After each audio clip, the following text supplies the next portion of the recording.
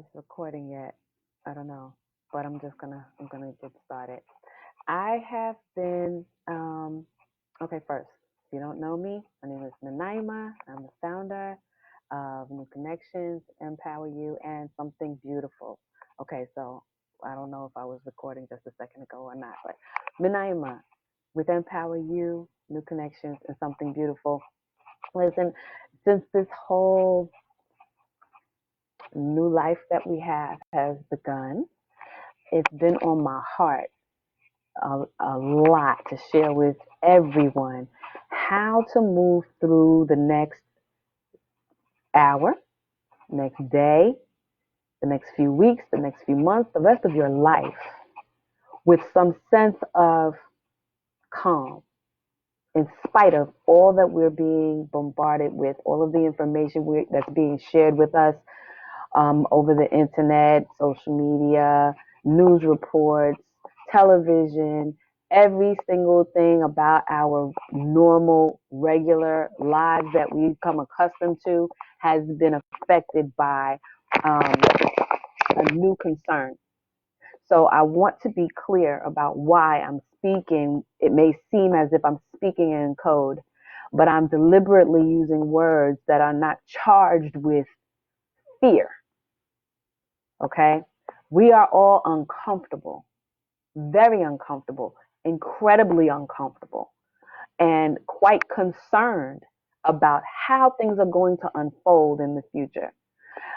Please use this video as often as you need to as a reminder of how important and how effective choosing your words more carefully can be. Because when we use words that are laced and saturated and dripping with fear and uncertainty, then that in turn creates that reality within you. Okay. And it may seem that there are things that are outside of us causing these things. The fact is, those things are influencing them. But if you did not have something, again, if you don't bother children with the details of what's going on, they're happy to be home. They couldn't care less what's going on in the world. And it's not because they're stupid, it's because they are confident that everything's going to be fine. They know that. And I can hear the argument coming, oh, well, because they don't know, they're not grown, they haven't lived life, etc. All of that. I got it. This is not an argument. This is me simply sharing with you the power of your words and your thought process that affects how you move through life. Not just how you move through life, but the quality of your blood.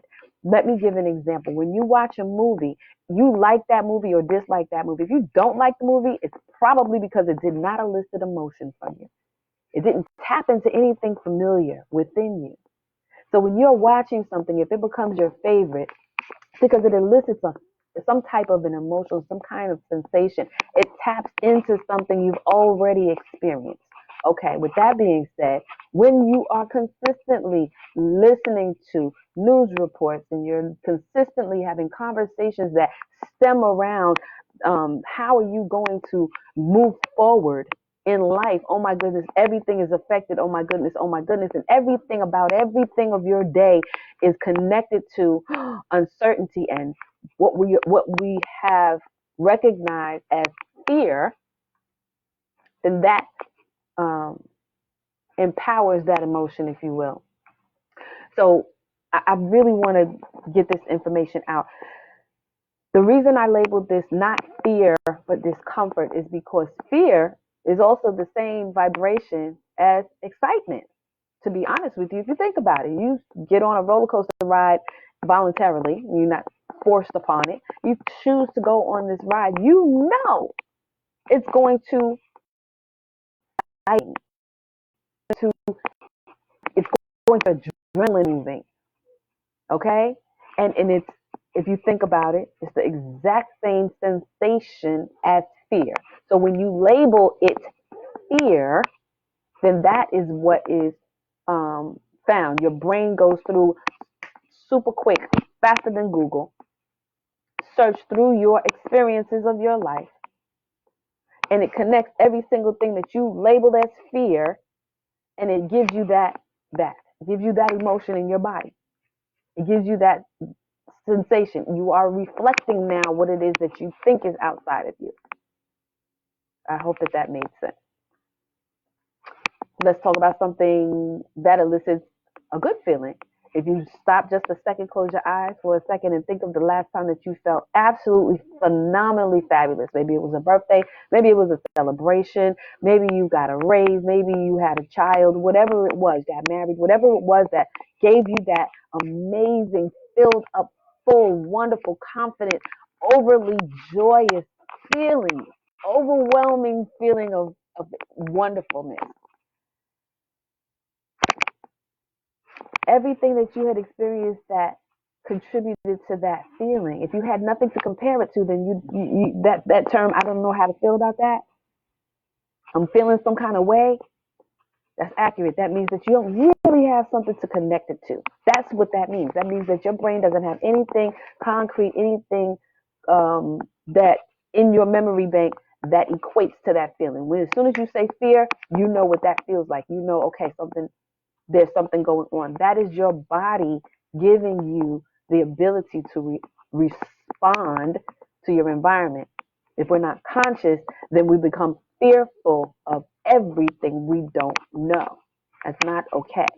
Because in addition to just living at a level of survival mode, which is why many people are like, all right, well, I'm always at survival mode, so now what? The challenge with that is that your body is letting off chemicals that are designed specifically to help you in situations when you need to either fight or flee. We've heard fight or flight. That's the adrenaline is released into your bloodstream so that you have the energy and the focus necessary to get out of dangerous situations. But if you are constantly living at a state of survival mode, then that means that that's always happening. That's always being released into your bloodstream based on whatever thoughts are going through your mind, whatever conversations you're having, the words that you are exposed to, the environments that you expose yourself to. The challenge is that's a great thing. That's the way our bodies are created. We're supposed to have that adrenaline in order to move through life. If there's a dangerous situation, we want to know that our senses give us that, and that adrenaline is there for us to react so that we can save our lives, so that we can survive on the planet. The challenge with that is not supposed to be constant. For example, when a gazelle is out in the wild, if it's being chased by a lion and it gets away, once it gets away, after a few minutes, that adrenaline, they go back down to being at peace. That's the way we're naturally created. We're not supposed to carry that at all times. Why? Because when you are in that state, now your immune system is being suppressed because you don't need to be worried about a stuffy nose and all of those things. You don't have to worry about that if you're trying to save your life right this minute. I don't need my immune system worrying about all of that. I need all of my senses, all of my energy, all of my resources totally focused on getting out of that emergency situation. That's survival mode. That is not where we're supposed to be at all times. That's not where we're supposed to be at all times. That is not what we are designed. Our bodies are not designed to be at survival mode at all times. Okay, so with that being said, if you've watched any of my videos, you know that everything comes back to meditation for me. If you're not familiar with the practice, I will leave a link in the comments that you can use. 5 minutes, sit still, close your eyes, and just listen to the sound. Because why? You can take 5 minutes. Not only can you take 5 minutes, it is your responsibility.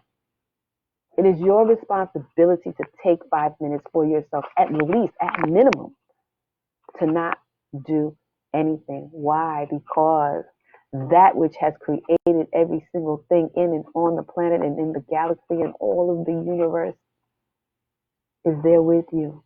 And you can draw from that energy and that pool of knowledge, that infinite pool of knowledge, just by being still. So that is what I needed to say. And I will be back because it is so important. It's very, very key to functioning. And in this state, when we have this medical situation happening, you need, want, and must. It is required wired, that you learn how to tap into that source that is within you and every single one of us. It's inside of you. That healing energy is inside of you. You must sit still in order to receive it, in order to allow it to work at its optimal best. It's always with us. It's never not there. God is always at all times. Always have access to it, every single one of us, no matter where we are, what you believe. You always have access to it. The thing is, you access it and it works best when you are sitting still.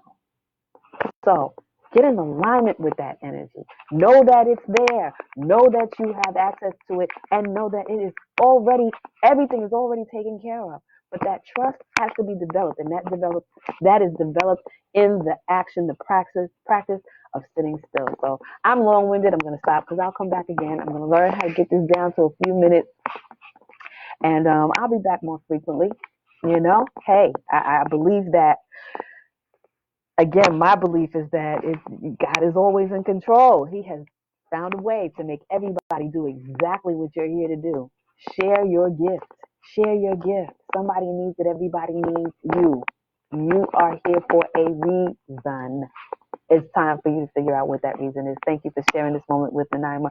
Everything is all right, guys. If you're watching too much television, stop. If you're watching the news, reserve a half an hour in the morning if you must. 15 minutes, half an hour in the morning, 15 minutes, half an hour at night. Reduce your conversations around this as much as possible. Get the information you need and then move on with your day and do what you can. And if you are now quarantined with your children, have some fun with them. They're only little for a little bit of time. They're going to be grown a lot longer, God willing, than they are children. So enjoy their time. Enjoy them. Take pictures. Bake something. Do something fun. Thanks again. I'll see you guys later. Love you too, Karima. Mwah.